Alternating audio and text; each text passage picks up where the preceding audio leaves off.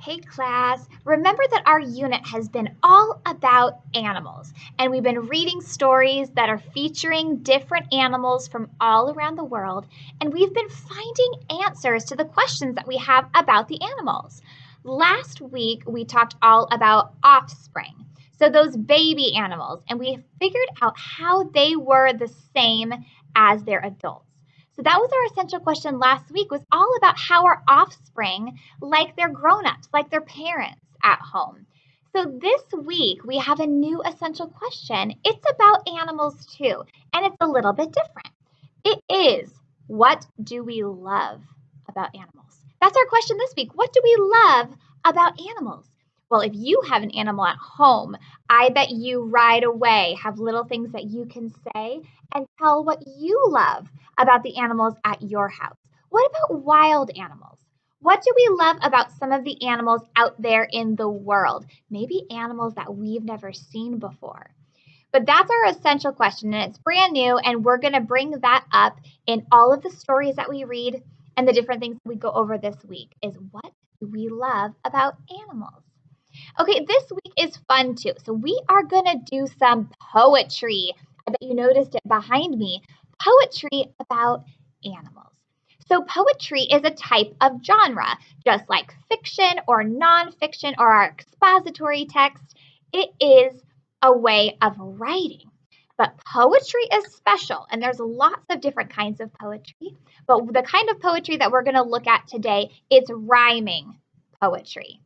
So, what are some words that come to mind when I say rhyming? What does that mean? If I said something like cat, what's a word that would rhyme with cat? Maybe hat or bat or something like that. Those are rhyming words. So in rhyming poetry, the ending sound in the sentences rhymes. So it has a really nice flow and it sounds nice and it's fun to read. So we're going to read a story today that has rhyming words within the poetry. As we read too, I really wanted to talk about a skill that we can practice using. And this skill is finding and using sensory words in the reading and the writing. So sensory words, if I say that word, sensory, what comes to mind? What about, like, break that word up into just the first part of it? Senses, sense. What are our senses? Our sense of sight, smell, hearing, taste, and then touch.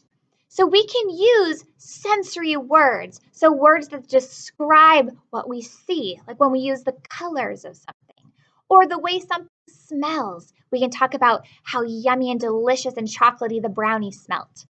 Okay, so we can use those sensory type words as we read and write.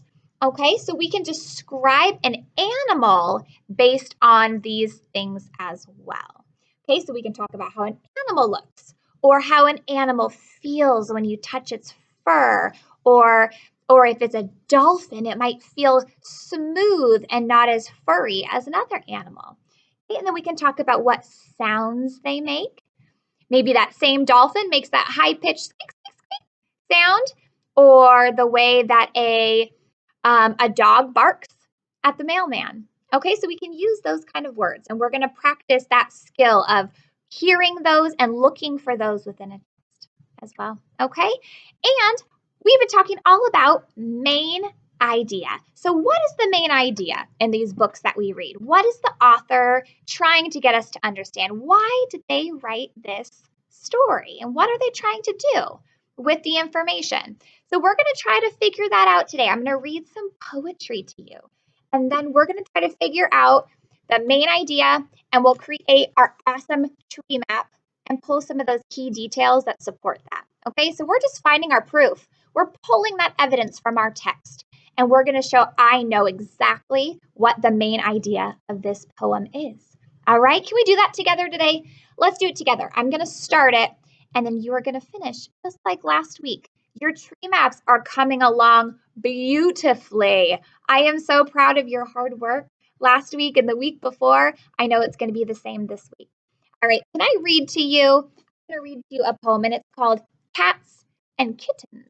Okay, so in this, already in the title, do we have a clue? Do you have a clue what this could be about? If the title is Cats and Kittens, make a guess. What do you think? I'm guessing you're right.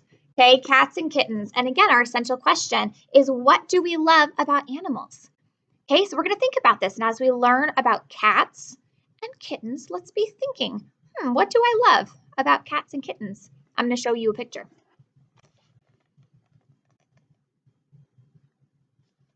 There are those couple of cats right there, all right? Listen to this poetry and listen to what makes it sound different than a normal story or a fiction or a nonfiction story, okay? You ready? Cats and kittens. Cats and kittens express their views with hisses, purrs, and little mews. Instead of taking baths like me, they use their tongues quite handily.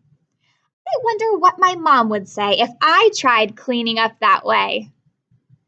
They stay as still can be, until a mouse they chase to see. And then, in one great flash of fur, they pounce on the toy with a purr. Do you see how the ending of those sentences use rhyming words to create a really pretty, it's a nice sounding flow to the story. So the views word rhymed with mews, like the little sound a cat makes, or me and handily. They rhyme. Those ending sounds sound the same. Say, way. Be, see. Those rhyming words. So the author took their time and they created this poem with those rhyming words. Can I read you another story? So let's listen to this one. It's called Desert Camels. So let's think real quick. What could this one be about? Just based on the title alone, we can get really good clues to make a great guess about what the main idea of this poem will be. So it's called Desert Camels. Make a prediction. What do you think this one's going to be about?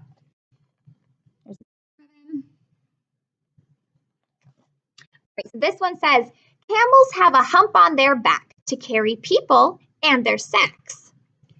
They're very strong, don't mind the sun, won't stop for drinks until they're done. They give people a bouncy ride. They sway and move from side to side.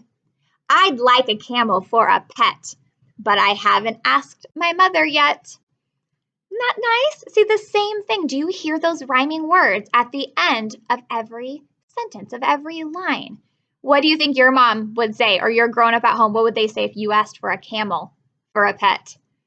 Yeah, I would tell my kids the same. I'd say, yeah, not going to happen, little cuties, not going to happen. Alrighty, so I'm going to read you one more, and then we're going to see if we can figure out, based on some of the key details, what we think these three poems are about, okay? The main idea. You ready? This one's called A Bat is Not a Bird. Whoa, there's a really good clue. Did you hear it? A bat is not a bird. It almost sounds like a key detail within the title. I'm going to show you a picture. Let's listen to this poem now, okay? A bat is not a bird. A bat has neither feathers nor a beak. He does not chirp or give a shriek. He flies by hearing sounds like pings, flapping his leathery wings. At night when I'm asleep in bed, he gets to fly around instead. Isn't that nice? That was kind of a short and sweet one, but we were able to learn a lot about bats very quickly and in a really nice sounding way. So a bat is not a bird. Alrighty, so this is gonna be our challenge. We read 3 short poems and we're gonna try to figure out what we think they're mainly about. We know it's about animal poetry. That is what this whole week is about. So let's figure out, what do we think? The first title, Cats and Kittens, okay. Desert Camels, okay. And a bat is not a bird. Were they teaching us anything about these animals? Did we learn anything about each of these animals as we went? So we did. We learned about little kittens and cats chasing and pouncing on things. We learned about camels and they're not bothered by the sun, and they don't stop for water until they get to where they're going. Okay, we learned that a bat is not a bird. So what do you think? Why do you think that the author wrote these poems? Just based on that, I think they wrote to teach us about animals, and they did it in a really nice way using poetry.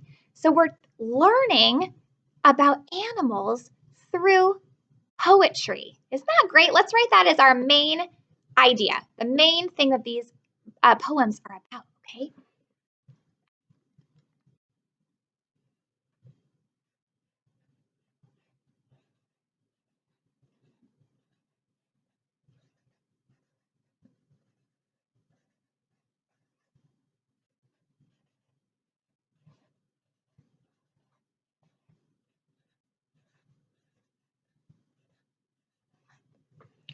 So that's the main reason the author is writing this. The main idea of these is to teach us all about animals through poetry. All right, so let's go back to that first story. And if you scroll down, you're going to see pictures of these stories as well. So you can really look in there and find the evidence for yourself. Okay, so I want you to pull from this and I want you to come up with some key details that support and tell us things about these animals. So I was looking at the camel one here, and one of the key details was that they help not only carry people, but what else do they help carry? That carry those bags or those sacks or those bags on their back too. So I'm going to write that camels can carry heavy loads.